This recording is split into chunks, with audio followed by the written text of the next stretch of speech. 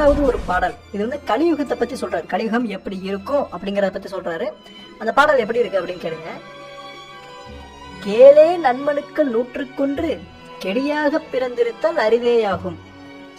புரியுதா?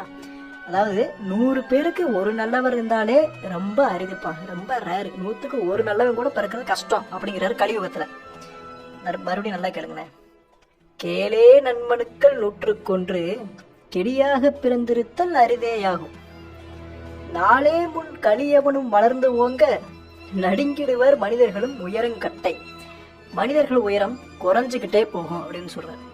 ஆமா, இப்போ நம்மளே பார்த்துருப்போம். நம்ம தாத்தாவுக்கு தாத்தா எல்லாமே ரொம்ப உயரமா இருப்பாங்க. ரொம்ப சாதாரணமே ரொம்ப உயரமா இருப்பாங்க. இப்ப இருக்கிற தலைமுறையை பாருங்க, உயரம் குறைஞ்சுக்கிட்டே தான் போகுது. வாளே முன்பின் வயது ஆண்டு 100. அதாவது மனிதர்களோட ஆயுள் 100க்கு கீழே குறைஞ்சிரும். 100 வயசுக்கு மேல வாழ்றவங்க ரொம்ப ரொம்ப ரேரா இருப்பாங்க. அதுக்கடுத்து கேளுங்க.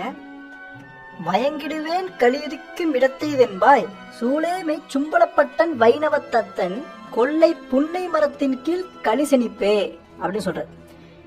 இதுக்கு என்ன அர்த்தம் அப்படின்னா, அதாவது சம்பளப்பட்டம் அப்படிங்கிற ஒரு கிராமத்துல ஒரு வைணவ தத்தனுக்கு ஒரு கலியுக புருஷன் பிறப்பார்.